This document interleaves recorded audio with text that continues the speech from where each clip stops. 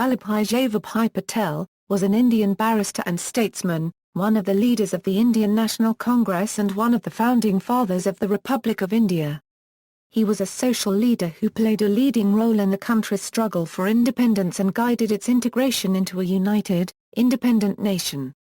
In India and elsewhere, he was often addressed as Sardar, which means chief in Hindi, Urdu and Persian. He was raised in the countryside of Gujarat. Vallabhbhai Patel was employed in successful practice as a lawyer. Patel subsequently organized peasants from Kheda, Borsad, and Bardoli in Gujarat in non-violent civil disobedience against oppressive policies imposed by the British Raj. In this role, he became one of the most influential leaders in Gujarat. He rose to the leadership of the Indian National Congress and was at the forefront of rebellions and political events, organizing the party for elections in 1934 and 1937, and promoting the Quit India movement. As the first Home Minister and Deputy Prime Minister of India, Patel organized relief for refugees in Punjab and Delhi, and led efforts to restore peace across the nation. Patel took charge of the task to forge a united India from the British colonial provinces allocated to India and more than 500 self-governing princely states, released from British suzerainty by the Indian Independence Act 1947. Using frank diplomacy, backed with the option and use of military force, Patel's leadership persuaded almost every princely state. Often known as the Iron Man of India, or Bismarck of India, he is also remembered as the patron saint of India's civil servants for establishing modern All India services. Biography: Sardar Vallabhbhai Patel's native place was Karamsad. His actual date of birth was never officially recorded. Patel entered October 31 as his date of birth on his matriculation examination papers. They lived in the village of Karamsad, Bombay Presidency, where Jhaverbhai owned a homestead. Somabhai, Nasibhai and Vallabhbhai Patel were his elder brothers. He had a younger brother, Kashibhai, and a sister, Tiba. As a young boy, Patel helped his father in the fields and twice a month kept a day-long fast, abstaining from food and water, a Hindu cultural observance that helped him to develop physical toughness. When he was 18 years old, Patel's marriage was arranged with Jhaverbhai, a young girl of 12 or 13 years from a nearby village. According to custom, the young bride would continue to live with her parents until her husband started earning and could establish their household. Patel traveled to attend schools in Nadiad, Pə́tə́l and Borsad, living self-sufficiently with other boys. He reputedly cultivated a stoic character. A popular anecdote recounts how he lanced his own painful boil without hesitation, even as the barber supposed to do it trembled. Patel passed his matriculation at the late age of 22. At this point, he was generally regarded by his elders as an unambitious man destined for a commonplace job. Patel himself harbored a plan to study to become a lawyer, work and save funds, travel to England and study to become a barrister.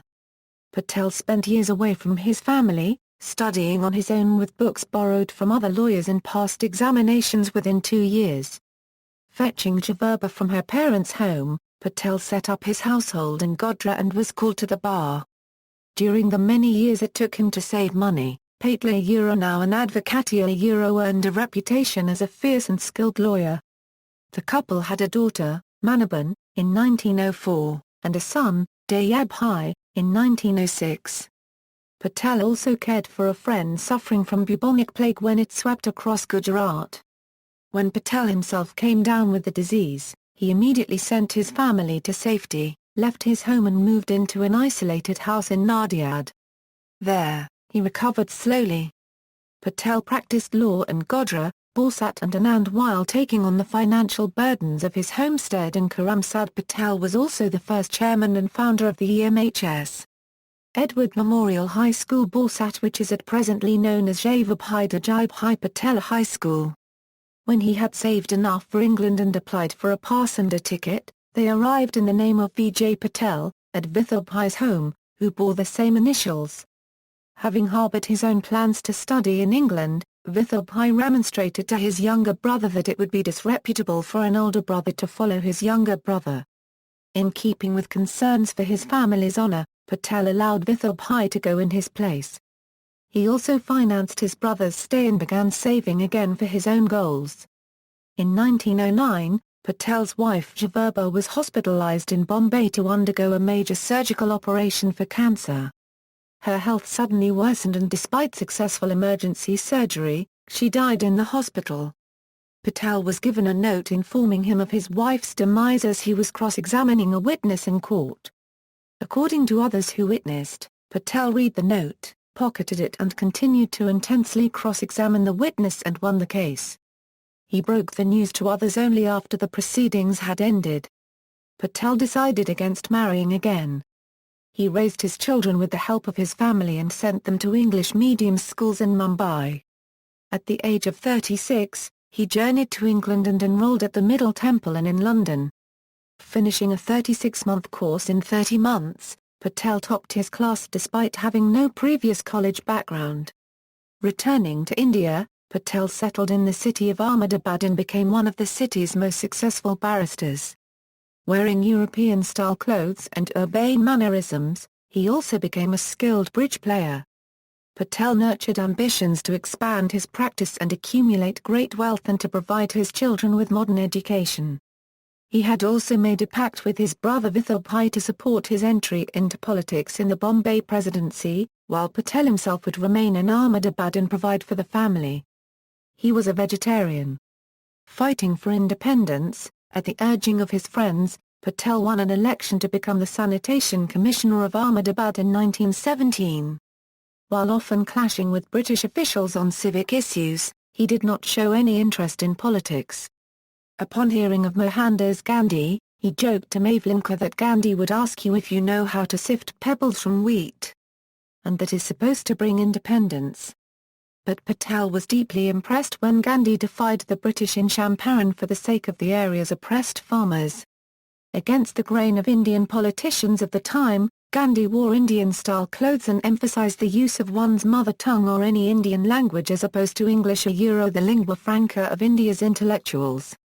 Patel was particularly attracted to Gandhi's inclination to action apart from a resolution condemning the arrest of political leader Annie Besant. Gandhi proposed that volunteers march peacefully demanding to meet her. Patel gave a speech in Borsad in September 1917, encouraging Indians nationwide to sign Gandhi's petition demanding Swaraj independency from Britain. Meeting Gandhi a month later at the Gujarat political conference in Godhra, Patel became the secretary of the Gujarat Sabha, a public body which would become the Gujarati arm of the Indian National Congress at Gandhi's encouragement. Patel now energetically fought against the forced servitude of Indians to Europeans and organized relief efforts in wake of plague and famine in Kheda. The Kheda peasants' plea for exemption from taxation had been turned down by British authorities. Gandhi endorsed waging a struggle there, but could not lead it himself due to his activities in Champaran. When Gandhi asked for a Gujarati activist to devote himself completely to the assignment, Patel volunteered, much to Gandhi's delight. Though his decision was made on the spot, Patel later said that his desire and commitment came after intensive personal contemplation, as he realized he would have to abandon his career and material ambitions. Satyagraha in Gujarat. Supported by Congress volunteers Nahari Parikh, Mohanlal Pandya and Abbas Tyabji, Vallabhbhai Patel began a village-by-village tour in the Kheda district, documenting grievances and asking villagers for their support for a statewide revolt by refusing the payment of taxes. Patel emphasized potential hardships with the need for complete unity and non-violence despite any provocation. He received enthusiastic responses from virtually every village. When the revolt was launched and revenue refused, the government sent police and intimidation squads to seize property, including confiscating barn animals and whole farms. Patel organized a network of volunteers to work with individual villages helping them hide valuables and protect themselves during raids. Thousands of activists and farmers were arrested, but Patel was not. The revolt began evoking sympathy and admiration across India, including with pro-British Indian politicians. The government agreed to negotiate with Patel and decided to suspend the payment of revenue for the year, even scaling back the rate. Patel emerged as a hero to Gujaratis and admired across India. In 1920, he was elected president of the newly formed Gujarat Pradesh Congress Committee. He would serve as its president till 1945. Patel supported Gandhi's non-cooperation movement and toured the state to recruit more than 300,000 members and raise over Rs 15 lakh in funds. Helping organize bonfires of British goods in Ahmedabad, Patel threw in all his English-style clothes. With his daughter Mani in Sandhya, he switched completely to wearing khadi. Patel also supported Gandhi's controversial suspension of resistance in wake of the Chauri Chaura incident. He worked extensively in the following years in Gujarat against alcoholism, untouchability and caste discrimination, as well as for the empowerment of women. In the Congress, he was a resolute supporter of Gandhi against his Swarajist critics. Patel was elected Ahmedabad's municipal president in 1922, 1924 and 1927. During his terms, Ahmedabad was extended a major supply of electricity and the school system underwent major reforms. Drainage and sanitation systems were extended over all the city. He fought for the recognition and payment of teachers employed in schools established by nationalists and even took on sensitive Hindu-Muslim issues. Sardar Patel personally led relief efforts in the aftermath of the intense torrential rainfall in 1927, which had caused major floods in the city and in the Kheda district and great destruction of life and property. He established refuge centers across the district, raised volunteers, arranged for supply of food, medicines and clothing, as well as emergency funds from the government and public. When Gandhi was in prison, Sardar Patel was asked by members of Congress to lead the Satyagraha in Nagpur in 1923 against a law banning the raising of the Indian flag. He organized thousands of volunteers from all over the country in processions hoisting the flag. Patel negotiated a settlement that obtained the release of all prisoners and allowed nationalists to hoist the flag in public. Later that year, Patel and his allies uncovered evidence suggesting that the police were in league with local dacoits in the Borsad Taluka even as the government prepared to levy a major tax for fighting dacoits in the area. More than 6,000 villagers assembled to hear Patel speak and supported the proposed agitation against the tax, which was deemed immoral and unnecessary. He organized hundreds of congressmen, sent instructions and received information from across the district. Every village in the Taluka resisted payment of the tax, and through cohesion, also prevented the seizure of property and lands. After a protracted struggle, the government withdrew the tax. Historians believe that one of Patel's key achievements was the building of cohesion and trust amongst the different castes and communities, which were divided on socio-economic lines. In April 1928, Sardar Patel returned to the independence struggle from his municipal duties in Ahmedabad when Bardoli suffered from a serious predicament of a famine and steep tax hike. The revenue hike was steeper than it had been in Kheda even though the famine covered a large portion of Gujarat. After cross-examining and talking to village representatives, emphasizing the potential hardship and need for non-violence and cohesion, Patel initiated the struggle complete denial of taxes. Sardar Patel organized volunteers, camps and an information network across affected areas. The revenue refusal was stronger than in Kheda and many sympathy satyagrahas were undertaken across Gujarat. Despite arrests, seizures of property and lands, the struggle intensified. The situation reached a head in August, when through sympathetic intermediaries, he negotiated a settlement repealing the tax hike, reinstating village officials who had resigned in protest and the return of seized property and lands. It was during the struggle and after the victory in Bardoli that Patel was increasingly addressed by his colleagues and followers as Sardar. Leading the Congress. As Gandhi embarked on the Dandi Salt March, Patel was arrested in the village of Ras and was put on trial without witnesses, with no lawyer or pressman allowed to attend. Patel's arrest and Gandhi's subsequent arrest caused the Salt Satyagraha to greatly intensify in Gujarat. Districts across Gujarat launched an anti-tax rebellion until and unless Patel and Gandhi were released. Once released, Patel served as interim Congress president, but was re-arrested while leading a procession in Mumbai. After the signing of the Gandhi-Irwin Pact, Patel was elected Congress President for its 1931 session in Karakia. Here the Congress ratified the pact, committed itself to the defense of fundamental rights and human freedoms, and a vision of a secular nation, minimum wage and the abolition of untouchability and serfdom. Patel used his position as Congress President in organizing the return of confiscated lands to farmers in Gujarat. Upon the failure of the Round Table Conference in London, Gandhi and Patel were arrested in January 1932 when the struggle reopened, and imprisoned in the Yeravda Central Jail. During this term of imprisonment, Patel and Gandhi grew close to each other, and the two developed a close bond of affection, trust, and frankness. Their mutual relationship could be described as that of an elder brother and his younger brother. Despite having arguments with Gandhi, Patel respected his instincts and leadership. During imprisonment, the two would discuss national and social issues, read Hindu epics and crack jokes. Gandhi also taught Patel Sanskrit language. Gandhi's secretary Mahav Desai kept detailed records of conversations between Gandhi and Patel.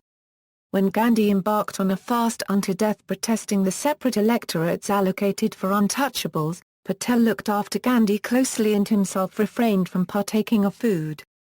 Patel was later moved to a jail in Nasik, and refused a British offer for a brief release to attend the cremation of his brother Vallabhbhai, who had died in 1934.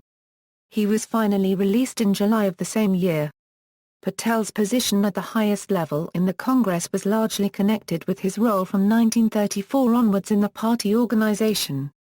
Based at an apartment in Mumbai, he became the Congress's main fundraiser and chairman of his Central Parliamentary Board, playing the leading role in selecting and financing candidates for the 1934 elections to the Central Legislative Assembly in New Delhi and also for the provincial elections of 1936. As well as collecting funds and selecting candidates, he would also determine the Congress' stance on issues and opponents. Not contesting a seat for himself, Patel nevertheless guided congressmen elected in the provinces and at the national level. In 1935, Patel underwent surgery for hemorrhoids, yet guided efforts against plague in Bardoli and again when a drought struck Gujarat in 1939. Patel would guide the Congress ministries that had won power across India with the aim of preserving party discipline. Patel feared that the British would use opportunities to create conflicts among elected congressmen, and he did not want the party to be distracted from the goal of complete independence.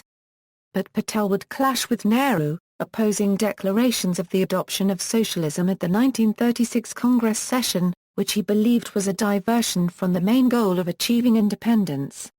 In 1938, Patel organized rank-and-file opposition to the attempts of then-Congress President Subhas Chandra Bose to move away from Gandhi's principles of non-violent resistance.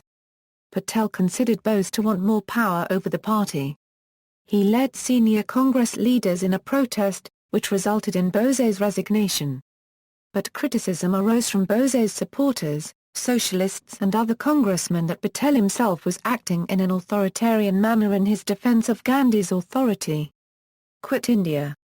On the outbreak of World War II, Patel supported Nehru's decision to withdraw the Congress from central and provincial legislatures, contrary to Gandhi's advice, as well as an initiative by senior leader Chakravarti Rajagopalachari to offer Congress's full support to Britain if it promised Indian independence at the end of the war and install a democratic government right away. Gandhi had refused to support Britain on the grounds of his moral opposition to war, while Subhas Chandra Bose was in militant opposition to the British. The British rejected Rajagopalachari's initiative, and Patel embraced Gandhi's leadership again. He participated in Gandhi's call for individual disobedience, and was arrested in 1940 and imprisoned for 9 months. He also opposed the proposals of the Cripps Mission in 1942. Patel lost more than £20 during his period in jail. While Nehru, Rajagopalachari and Maulana Azad initially criticised Gandhi's proposal for an all-out campaign of civil disobedience to force the British to quit India, Patel was its most fervent supporter. Arguing that the British would retreat from India as they had from Singapore and Burma, Patel stressed that the campaign start without any delay. Though feeling that the British would not quit immediately, Patel favoured an all-out rebellion which would galvanise Indian people, who had been divided in their response to the war. In Patel's view, An all-out rebellion would force the British to concede that continuation of colonial rule had no support in India, and thus speed power transfer to Indians. Believing strongly in the need for revolt, Patel stated his intention to resign from the Congress if the revolt was not approved. Gandhi strongly pressured the All India Congress Committee to approve of an all-out campaign of civil disobedience, and the AICC approved the campaign on August 7, 1942. Though Patel's health had suffered during his stint in jail, Patel gave emotional speeches to large crowds across India, asking people to refuse paying taxes and participate in civil disobedience, mass protests and a shutdown of all civil services. He raised funds and prepared a second tier of command as a precaution against the arrest of national leaders. Patel made a climactic speech to more than 100,000 people gathered at Gwalior Tank in Bombay on 7 August. The governor of Burma boasts in London that they left Burma only after reducing everything to dust. So you promise the same thing to India? A.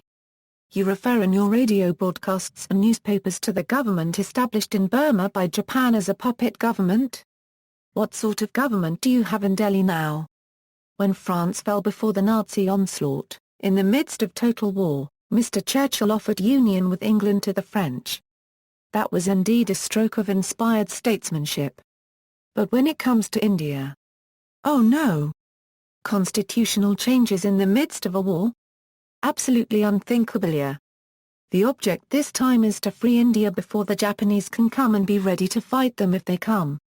They will round up the leaders, round up all. Then it will be the duty of every Indian to put forth his utmost effort within non-violence. No sources to be left untapped. No weapon untried. This is going to be the opportunity of a lifetime. Historians believe that Patel's speech was instrumental in electrifying nationalists, who had been skeptical of the proposed rebellion. Patel's organizing work in this period is credited by historians for ensuring the success of the rebellion across India. Patel was arrested on August 9 and was imprisoned with the entire Congress Working Committee from 1942 to 1945 at the fort in Ahmednagar. Here he spun cloth, played bridge, read a large number of books, took long walks, practiced gardening. He also provided emotional support to his colleagues while awaiting news and developments of the outside. Patel was deeply pained at the news of the deaths of Mahatma Desai and Kasturba Gandhi later in the year. But Patel wrote in a letter to his daughter that he and his colleagues were experiencing fullest peace for having done their duty. Even though other political parties had opposed the struggle and the British had employed ruthless means of suppression, the Quit India movement was by far the most serious rebellion since that of 1857, as the Viceroy cabled to Winston Churchill. More than 1 lakh people were arrested and many were killed in violence with the police. Strikes, protests and other revolutionary activities had broken out across India. When Patel was released on June 15, 1945, he realized that the British were preparing proposals to transfer power to Indian hands. Integration after independence and role of Gandhi. In the 1946 election for the Congress presidency, Patel stepped down in favor of Nehru at the request of Gandhi. The election's importance stemmed from the fact that the elected president would lead independent India's first government. As the first Home Minister, Patel played a key role in integration of many princely states into the Indian Federation. In the elections, the Congress won a large majority of the elected seats, dominating the Hindu electorate. But the Muslim League led by Muhammad Ali Jinnah won a large majority of Muslim electorate seats. The League had resolved in 1940 to demand Pakistan an independent state for Muslims and was a fierce critic of the Congress. The Congress formed governments in all provinces save Sindh, Punjab and Bengal, where it entered into coalitions with other parties. Cabinet Mission and Partition. When the British mission proposed 2 plans for transfer of power, there was considerable opposition within the Congress to both. The plan of May 16, 1946 proposed a loose federation with extensive provincial autonomy, and the grouping of provinces based on religious majority. The plan of June 16, 1946 proposed the partition of India on religious lines, with over 600 princely states free to choose between independence or accession to either dominion. the League approved both plans, while the Congress flatly rejected the 16th June proposal.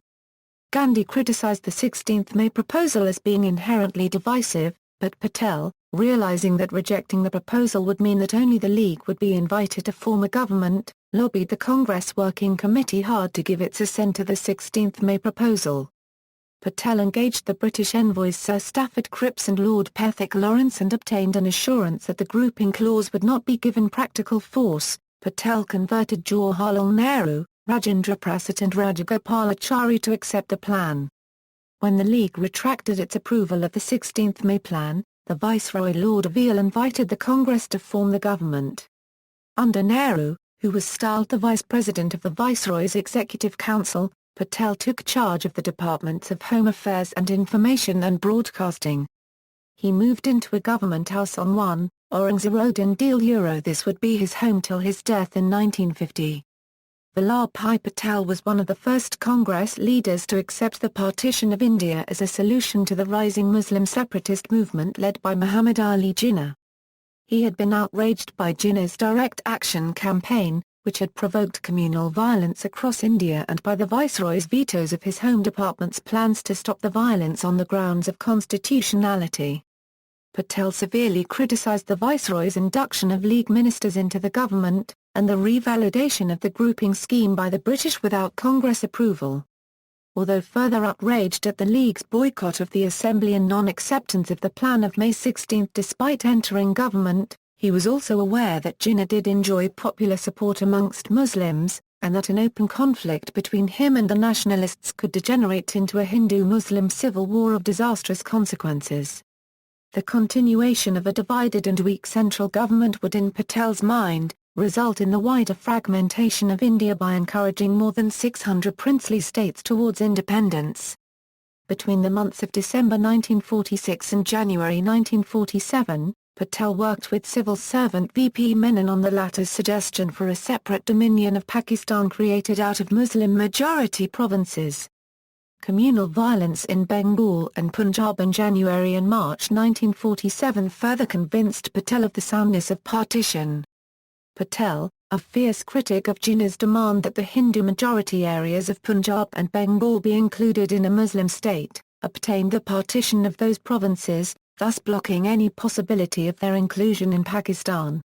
Patel's decisiveness on the partition of Punjab and Bengal had won him many supporters and admirers amongst the Indian public, which had tired of the League's tactics, but he was criticized by Gandhi, Nehru, secular Muslims and socialists for a perceived eagerness to do so. When Lord Louis Mountbatten formally proposed the plan on June 3, 1947, Patel gave his approval and lobbied Nehru and other Congress leaders to accept the proposal. Knowing Gandhi's deep anguish regarding proposals of partition, Patel engaged him in frank discussion in private meetings over the perceived practical unworkability of any Congress-League coalition, the rising violence and the threat of civil war. At the All India Congress Committee meeting called to vote on the proposal, Patel said, "I fully appreciate the fears of our brothers from the Muslim-majority areas. Nobody likes the division of India and my heart is heavy. But the choice is between one division and many divisions. We must face facts. We cannot give way to emotionalism and sentimentality. The Working Committee has not acted out of fear.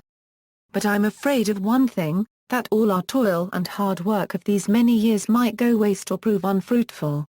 My 9 months in office has completely disillusioned me regarding the supposed merits of the Cabinet Mission Plan. Except for a few honorable exceptions, Muslim officials from the top down to the chairpersons are working for the League.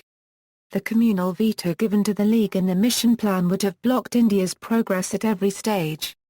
Whether we like it or not, de facto Pakistan already exists in the Punjab and Bengal. Under the circumstances I would prefer a de jure Pakistan, which may make the League more responsible. Freedom is coming.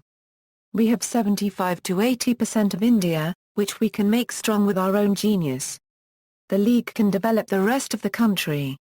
Following Gandhi's and Congress approval of the plan, Patel represented India on the Partition Council, where he oversaw the division of public assets, and selected the Indian Council of Ministers with Nehru.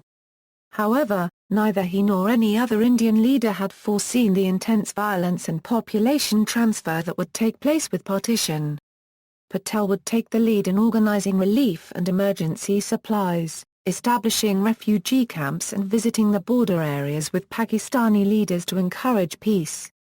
Despite these efforts, the death toll is estimated at between 5 to 10 lakh people. The estimated number of refugees in both countries exceeds 1.5 crore. Understanding that Delhi and Punjab policemen, accused of organizing attacks on Muslims, were personally affected by the tragedies of partition, Patel called out the Indian Army with South Indian regiments to restore order, imposing strict curfews and shoot-at-sight orders. Visiting the Nizamuddin Aliya Dargah area in Delhi, where thousands of Delhi Muslims feared attacks, he prayed at the shrine, visited the people and reinforced the presence of police. He suppressed from the press reports of atrocities in Pakistan against Hindus and Sikhs to prevent retaliatory violence. Establishing the Delhi Emergency Committee to restore order and organizing relief efforts for refugees in the capital, Patel publicly warned officials against partiality and neglect. When reports reached Patel that large groups of Sikhs were preparing to attack Muslim convoys heading for Pakistan, Patel hurried to Amritsar and met Sikh and Hindu leaders. Arguing that attacking helpless people was cowardly and dishonorable, Patel emphasized that Sikh actions would result in further attacks against Hindus and Sikhs in Pakistan. He assured the community leaders that if they worked to establish peace and order and guarantee the safety of Muslims, the Indian government would react forcefully to any failures of Pakistan to do the same. Additionally, Patel addressed a massive crowd of approximately 200,000 refugees who had surrounded his car after the meetings. Here, in this same city, the blood of Hindus, Sikhs and Muslims mingled in the bloodbath of Jallianwala. I am grieved to think that things have come to such a pass that no Muslim can go about in Amritsar and no Hindu or Sikh can even think of living in Lahore. The butchery of innocent and defenseless men, women and children does not behove brave men. I am quite certain that India's interest lies in getting all her men and women across the border and sending out all Muslims from East Punjab. I have come to you with a specific appeal. Pledge the safety of Muslim refugees crossing the city. Any obstacles or hindrances will only worsen the plight of our refugees who are already performing prodigious feats of endurance. If we have to fight, we must fight clean. Such a fight must await an appropriate time and conditions, and you must be watchful in choosing your ground. To fight against the refugees is no fight at all. No laws of humanity or war among honorable men permit the murder of people who have sought shelter and protection. Let there be truce for 3 months in which both sides can exchange their refugees. This sort of truce is permitted even by laws of war. Let us take the initiative in breaking this vicious circle of attacks and counter-attacks. Hold your hands for a week and see what happens. Make way for the refugees with your own force of volunteers and let them deliver the refugees safely at our frontier. Following his dialogue with community leaders and his speech, no further attacks occurred against Muslim refugees, and a wider peace and order was re-established soon over the entire area. However, Patel was criticized by Nehru, secular Muslims, and taxed by Gandhi over his alleged wish to see Muslims from other parts of India depart. While Patel vehemently denied such allegations, the acrimony with Maulana Azad and other secular Muslim leaders increased when Patel refused to dismiss Delhi's Sikh police commissioner, who was accused of discrimination. Hindu and Sikh leaders also accused Patel and other leaders of not taking Pakistan sufficiently to task over the attacks on their communities there, and Muslim leaders further criticized him for allegedly neglecting the needs of Muslims leaving for Pakistan, and concentrating resources for incoming Hindu and Sikh refugees. Patel clashed with Nehru and Azad over the allocation of houses in Delhi vacated by Muslims leaving for Pakistan. Nehru and Azad desired to allocate them for displaced Muslims, while Patel argued that no government professing secularism must make such exclusions. However, Patel was publicly defended by Gandhi and received widespread admiration and support for speaking frankly on communal issues and acting decisively and resourcefully to quell disorder and violence. Political integration of India. This event formed the cornerstone of Patel's popularity in post-independence era, and even today, He is remembered as the man who united India. He is, in this regard, compared to Otto von Bismarck of Germany, who did the same thing in 1860s. Under the Third June Plan, more than 562 princely states were given the option of joining either India or Pakistan, or choosing independence. Indian nationalists and large segments of the public feared that if these states did not accede, most of the people and territory would be fragmented. The Congress as well as senior British officials considered Patel the best man for the task of achieving unification of the princely states with the Indian Dominion. Gandhi had said to Patel, "The problem of the states is so difficult that you alone can solve it." He was considered a statesman of integrity with the practical acumen and resolve to accomplish a monumental task. Patel asked V.P. Menon, a senior civil servant with whom he had worked over the partition of India, to become his right hand as Chief Secretary of the State's Ministry. On May 6, 1947, Patel began lobbying the princes, attempting to make them receptive towards dialogue with the future government and trying to forestall potential conflicts.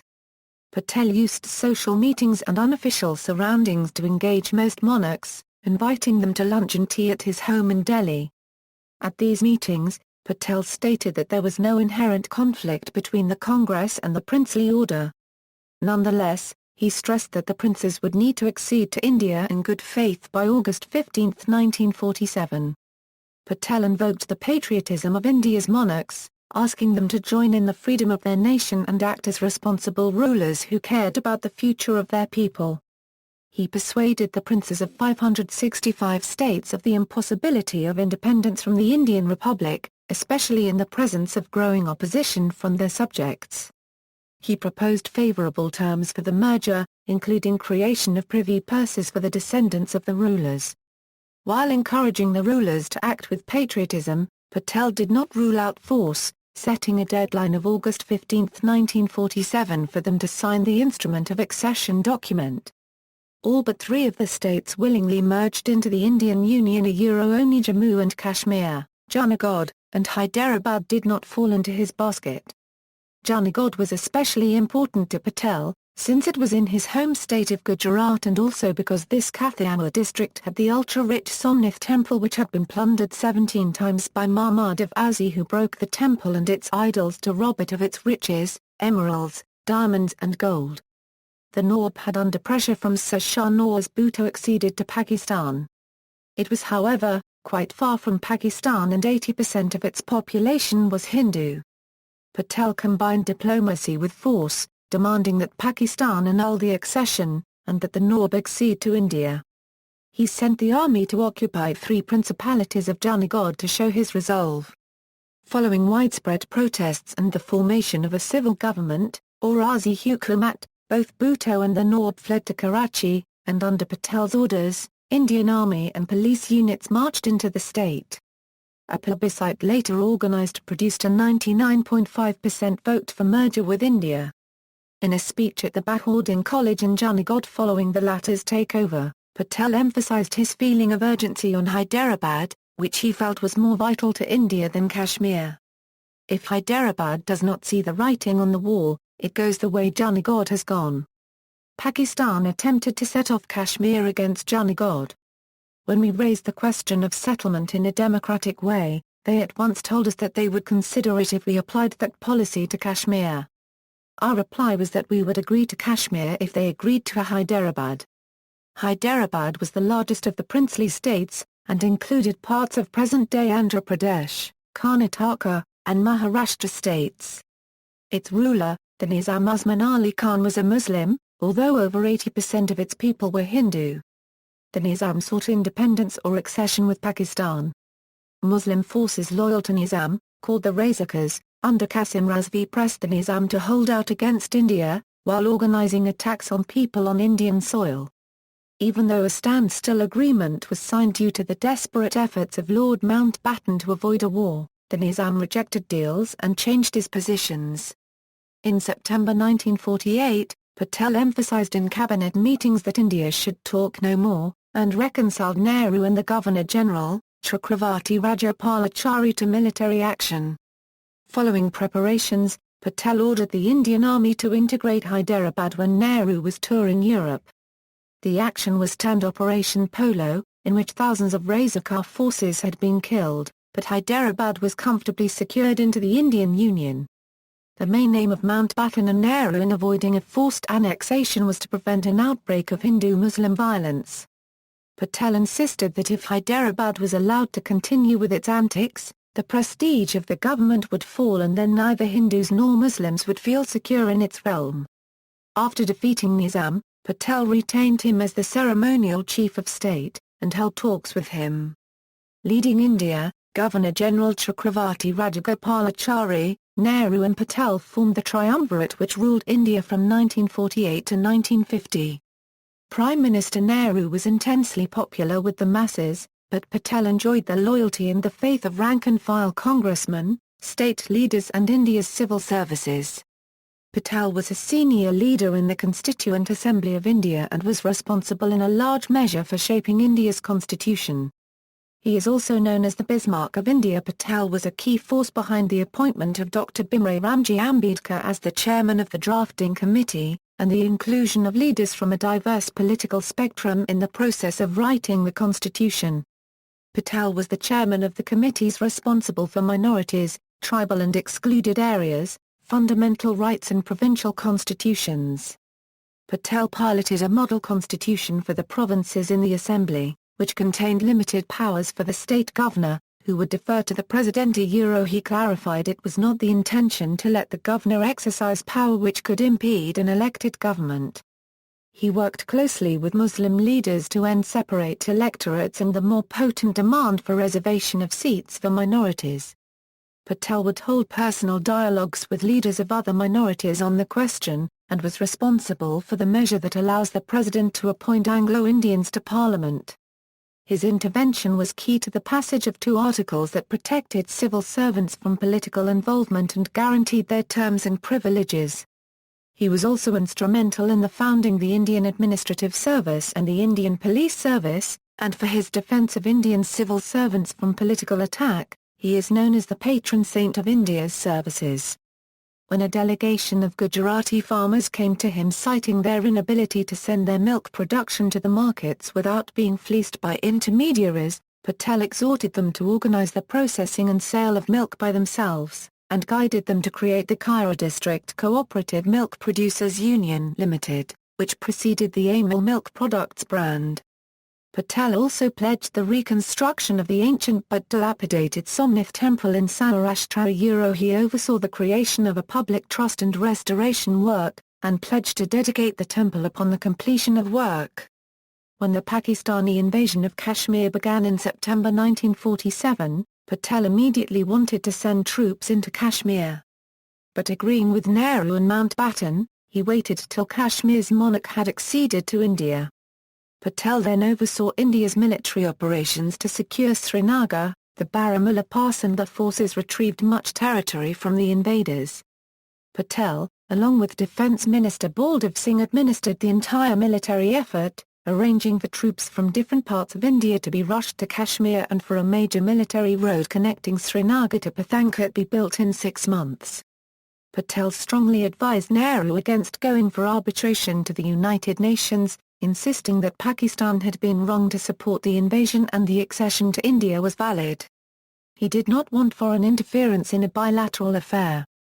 Patel opposed the release of Rs-55 crores to the government of Pakistan, convinced that the money would go to finance the war against India in Kashmir. The cabinet had approved his point, but it was reversed when Gandhi, who feared an intensifying rivalry and further communal violence, went on a fast unto death to obtain the release. Patel, though not estranged from Gandhi, was deeply hurt at the rejection of his council and cabinet decision. In 1949, a crisis arose when the number of Hindu refugees entering West Bengal, Assam and Tripura from East Pakistan climbed over 800,000. The refugees in many cases were being forcibly evicted by Pakistani authorities, and were victims of intimidation and violence.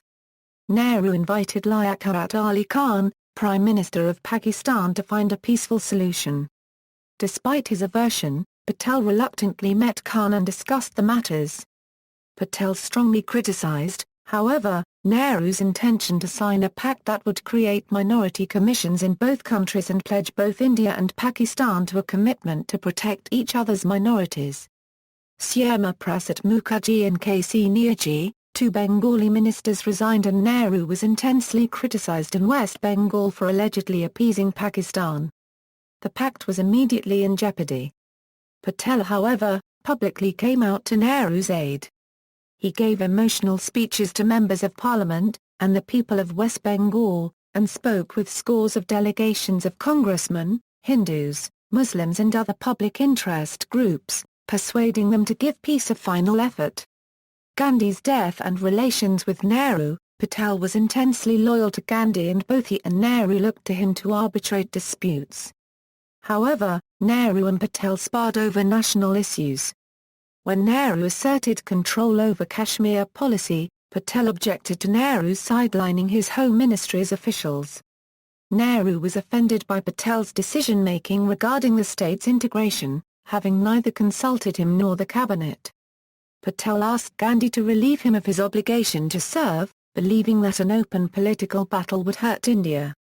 After much personal deliberation and contrary to Patel's prediction, Gandhi on January 30, 1948 told Patel not to leave the government. A free India, according to Gandhi, needed both Patel and Nehru. Patel was the last man to privately talk with Gandhi, who was assassinated just minutes after Patel's departure. At Gandhi's wake, Nehru and Patel embraced each other and addressed the nation together. Patel gave solace to many associates and friends and immediately moved to forestall any possible violence. Within 2 months of Gandhi's death, Patel suffered a major heart attack. The timely action of his daughter, his secretary and nurse, saved Patel's life. Speaking later, Patel attributed the attack to the grief bottled up due to Gandhi's death. Criticism arose from the media and other politicians that Patel's home ministry had failed to protect Gandhi. Emotionally exhausted, Patel tendered a letter of resignation, offering to leave the government. Patel's secretary persuaded him to withhold the letter, seeing it as fodder for Patel's political enemies and political conflict in India. However, Nehru sent Patel a letter dismissing any question of personal differences and his desire for Patel's ouster. He reminded Patel of their 30-year partnership in the freedom struggle and asserted that after Gandhi's death, it was especially wrong for them to quarrel. Nehru, Rajagopalachari and other congressmen publicly defended Patel. Moved, Patel publicly endorsed Nehru's leadership and refuted any suggestion of discord. Patel publicly dispelled any notion that he sought to be prime minister. Though the two committed themselves to joint leadership and non-interference in Congress party affairs, they would criticize each other in matters of policy, clashing on the issues of Hyderabad's integration and UN mediation in Kashmir. Nehru declined Patel's counsel on sending assistance to Tibet after its 1950 invasion by the People's Republic of China and ejecting the Portuguese from Goa by military force. When Nehru pressured Dr. Rajendra Prasad to decline a nomination to become the first president of India in 1950 in favour of Rajagopalachari, he thus angered the party, which felt Nehru was attempting to impose his will. Nehru sought Patel's help in winning the party over, but Patel declined and Prasad was duly elected. Nehru opposed the 1950 Congress presidential candidate Purushottam Das Tandon, a conservative Hindu leader, endorsing Jivatram Kripalani instead and threatening to resign if Tandon was elected. Patel rejected Nehru's views and endorsed Tandon in Gujarat, where Kripalani received not one vote despite hailing from that state himself. Patel believed Nehru had to understand that his will was not law with the Congress, but he personally discouraged Nehru from resigning after the latter felt that the party had no confidence in him. On March 29, 1949, authorities lost radio contact with a plane carrying Patel, his daughter Manaban and the Maharaja of Patiala. Engine failure caused the pilot to make an emergency landing in a desert area in Rajasthan. With all passengers safe, Patel and others tracked down a nearby village and local officials. When Patel returned to Delhi, thousands of congressmen gave him a resounding welcome. In Parliament, MPs gave a long, standing ovation to Patel, stopping proceedings for half an hour. In his twilight years, Patel was honoured by members of parliament and awarded honorary doctorates of law by the Punjab University and Osmania University. Death: Patel's health declined rapidly through the summer of 1950. He later began coughing blood, whereupon Manabhan began limiting his meetings and working hours and arranged for a personalised medical staff to begin attending to Patel. The Chief Minister of West Bengal and Dr. Bidhan Roy heard Patel make jokes about his impending end, and in a private meeting Patel frankly admitted to his ministerial colleague N.V. Gadgil that he was not going to live much longer.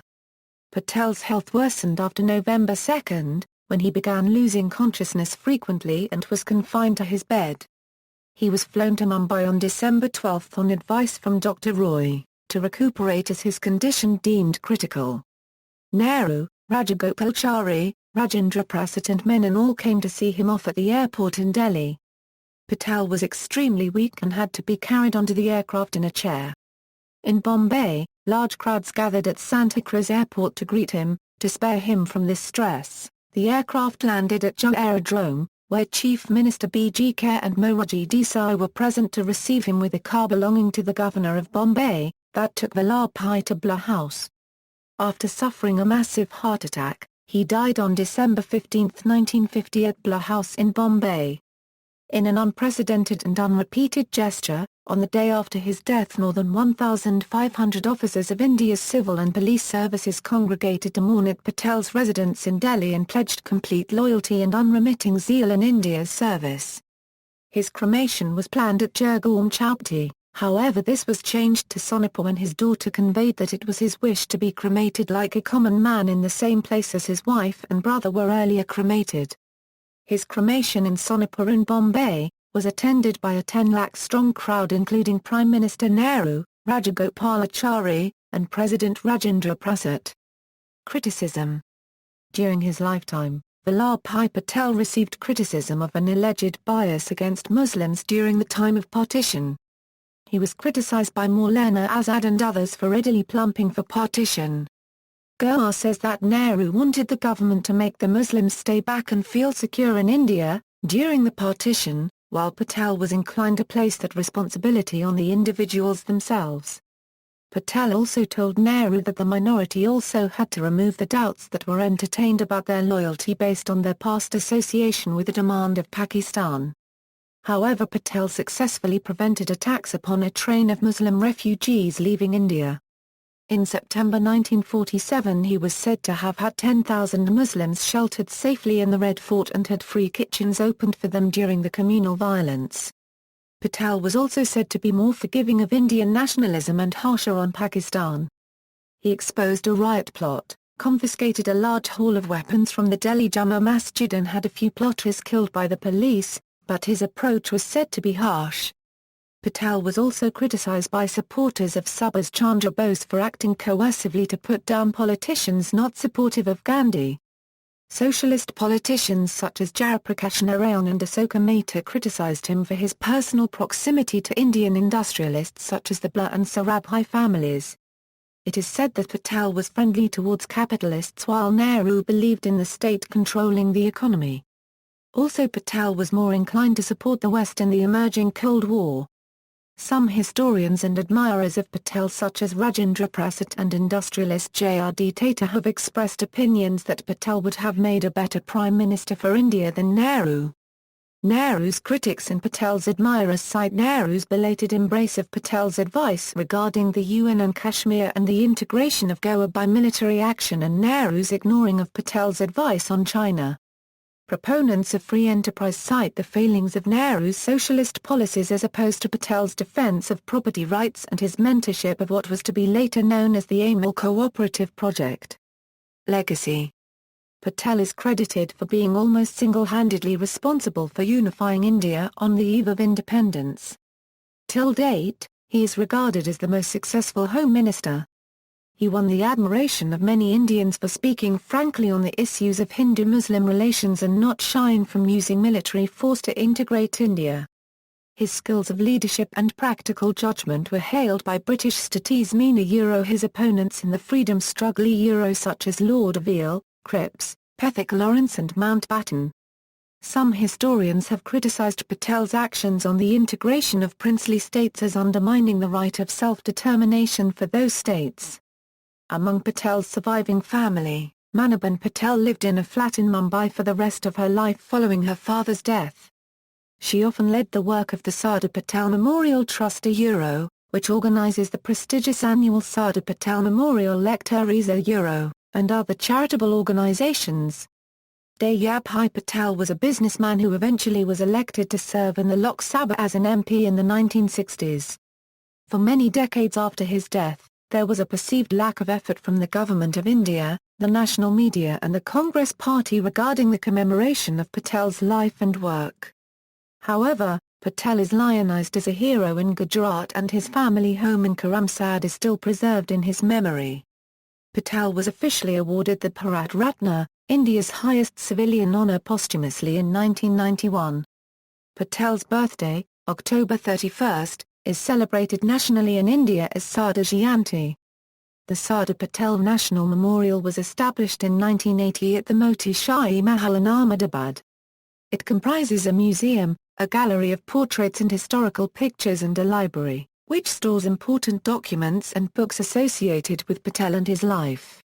Amongst the exhibits are many of Patel's personal effects and relics from various periods of his personal and political life.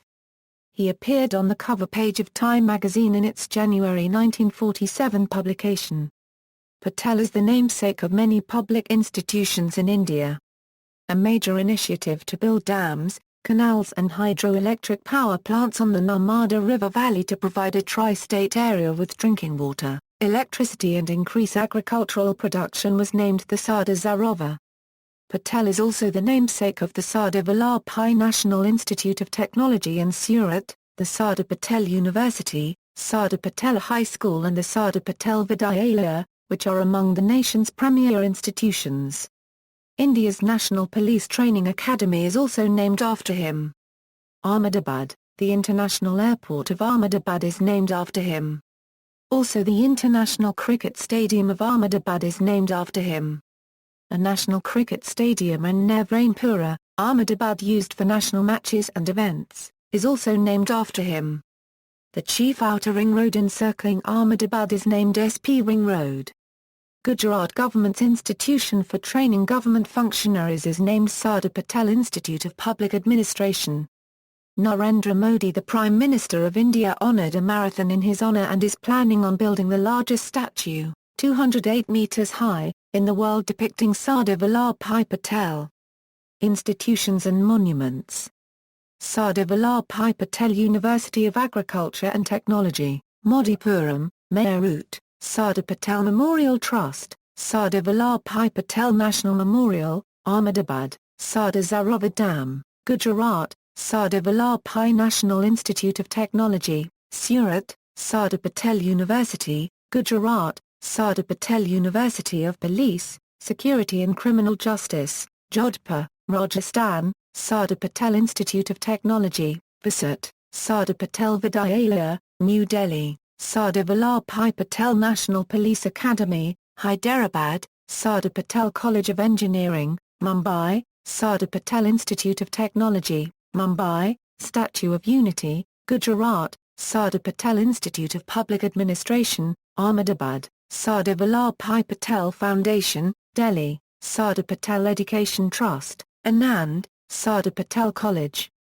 of Communications and Management, Delhi, Sardar Patel Public College, Delhi, Vallabhbhai Dhyanagar Educational Township, Anand, Sardar Vallabhbhai Patel Chokankatra Gulab Singh, Pratapgarh, Uttar Pradesh, Sardar Patel College of Education, Gurgaon, Sardar Patel Medical College, Bikaner, Sardar Vallabhbhai Patel Institute of Technology, Borsad, Sardar Vallabhbhai Patel International Airport, Ahmedabad, Sardar Patel Stadium, Sardar Vallabhbhai Patel Stadium, Ahmedabad, Sardar Patel Institute of Economic and Social Research, Vallabhbhai Vidyalaya, Boshasen, Anand, Sardar Vallabhbhai Patel Vidyalaya, Vadodara, Sardar Vallabhbhai Patel Polytechnic College, Bhopal, Sardar Patel Park, Hamu Housing Colony, Ranchi, Jharkhand, Patel Smarak Inter College Jatari, Aligarh, Vallabhbhai Patel Chest Institute, University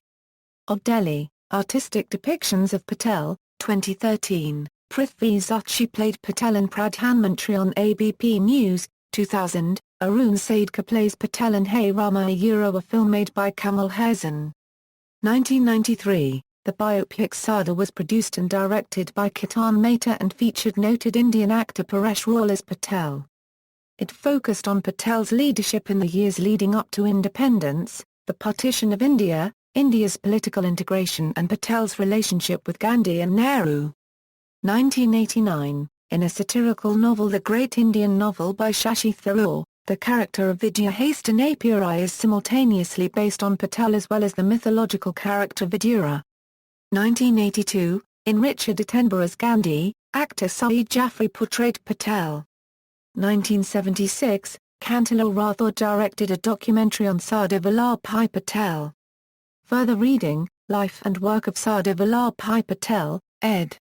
Purushottam Dasagi, foreword by C. Rajagopalachari.